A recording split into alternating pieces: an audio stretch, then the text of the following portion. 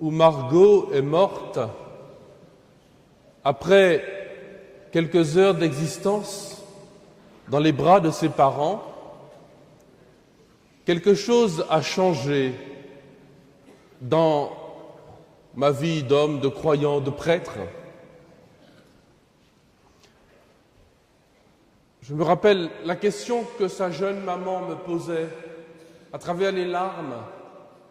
Nous étions dans la voiture, nous allions à l'église pour les funérailles, et elle me disait « Pourquoi ? Pourquoi ?» Question inéluctable. On ne peut pas s'empêcher de se poser cette question face à la mort, face à la maladie, face au mal, au malheur. Pourquoi ? Pourquoi ? Je cherchais la réponse. Il n'y en avait pas. Ou plutôt, il y en avait beaucoup, peut-être même trop. Si on regardait vers le passé, on finissait par trouver des coupables. La négligence d'un tel, l'imprudence d'un autre. Et puis soi-même, on se demandait, en ai-je fait assez ? N'aurais-je pas dû donner tel conseil ? Mais tout ça est absurde pour un croyant. Et je revenais toujours à la même interrogation, celle de Marthe, celle de Marie et de beaucoup d'entre nous. Seigneur, si tu avais été là, si tu avais été là. Alors, que dire à ce jeune couple accablé? Soudain, une illumination. Jésus, sur la croix, avait crié la même question. Pourquoi ? Pourquoi ? Or, nous connaissons les réponses à la question de Jésus. Là aussi, on peut trouver des coupables. Judas, bien sûr, qui l'a trahi. Ponce Pilate, les Romains qui l'ont crucifié, les prêtres juifs qui l'ont livré, les apôtres qui l'ont abandonné, etc. Même la Vierge Marie aurait pu se dire au pied de la croix, si à Cana, je n'avais pas un peu lancé le petit, on n'en serait peut-être pas arrivé là. Mais tout ça est absurde aussi. La question est toujours la même. N'est-ce pas Dieu, le coupable, le coupable? S'il était tout-puissant, lui qui a ouvert les yeux des aveugles, ne peut-il pas empêcher cela? Serait-il insensible face à notre mal? Serait-il impuissant? Pire, serait-il inexistant? Mais voilà, c'est Dieu qui meurt sur la croix, justement. Il prend sur lui nos souffrances. Il donne la vie pour ses amis. Il donne la vie à son ami Lazare. Alors pourquoi le Christ est mort sur la croix? Pour que nous soyons sauvés. Pour qu'en souffrant avec lui, nous régnions avec lui. Pour qu'en mourant avec lui, nous vivions avec lui. Alors voilà ce que j'ai dit à la jeune maman. Je ne sais pas pourquoi ta fille est morte, mais je sais où il faut regarder.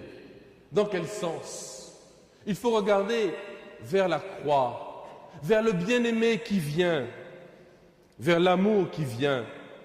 Non pas se poser la question du pourquoi vers le passé pour chercher des causes, pour chercher des coupables, mais pourquoi, en deux mots, vers l'avenir. Le Christ est mort pour que je sois sauvé, pour que tu sois sauvé. Frères et sœurs, et surtout vous, frères malades, je ne vais pas vous raconter des histoires. Jésus n'a pas fait disparaître la mort et la maladie. Depuis la résurrection, la mort n'est pas moins douloureuse. la souffrance n'est pas moins pénible. Et on le voit, Jésus lui-même pleure, bouleversé, devant le décès de son ami Lazare, devant la détresse de ses amis Marthe et Marie. Il ne leur a pas dit « Mais non, ce n'est rien, c'est pas grave, tout ira bien, pas ni problème, Hakuna Matata ». Jésus sait que ce n'est pas rien, mais grâce à lui, la mort, la maladie, la souffrance n'ont plus le dernier mot dans notre vie. On dit que pour se débarrasser d'un ennemi, la meilleure façon, le meilleur moyen est d'en faire un ami. C'est exactement ce que Jésus a fait avec nos pires ennemis que sont la mort, le mal, la souffrance. Il nous guérit parfois. Et il y a des miracles, ici même à Lourdes, nous le savons. Mais il nous apprend un moyen pour s'en libérer. Alors que nos solutions humaines, la révolte, la résignation, l'acharnement thérapeutique, l'euthanasie, tout ça ne sont que des mensonges qui rendent le mal encore plus terrible, encore plus horrible, absurde. Lui, il nous apprend que le bien-aimé vient. Il vient toucher, nous toucher, il vient pleurer, souffrir, mourir comme nous, avec nous et en nous.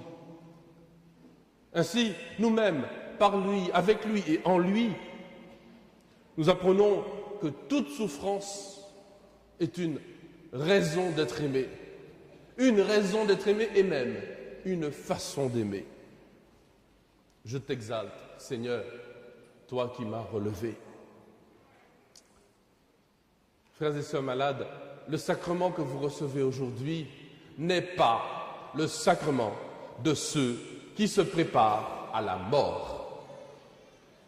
C'est le sacrement de ceux qui veulent vivre, mais vivre à plein poumon, à pleines dents.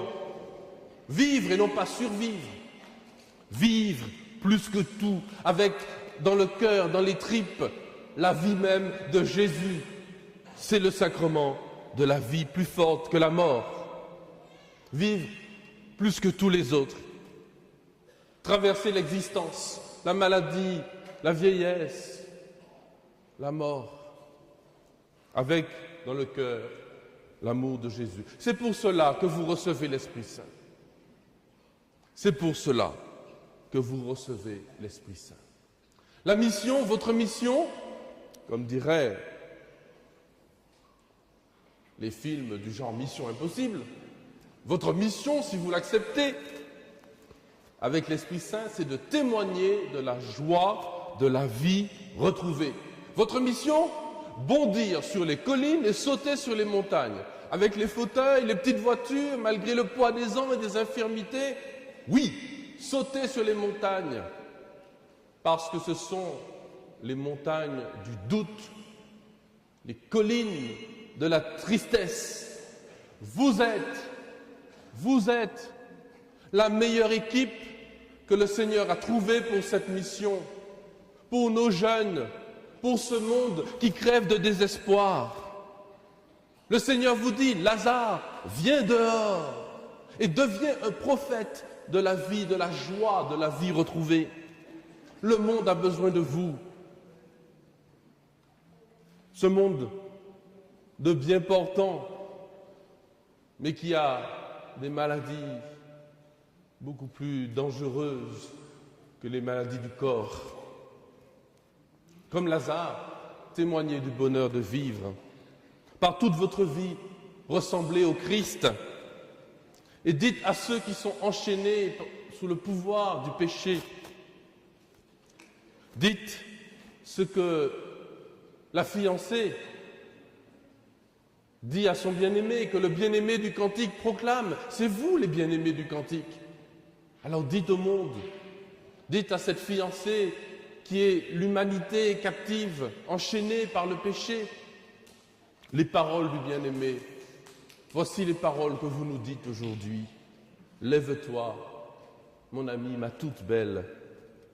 Vois, l'hiver s'en est allé. Sur la terre apparaissent les fleurs.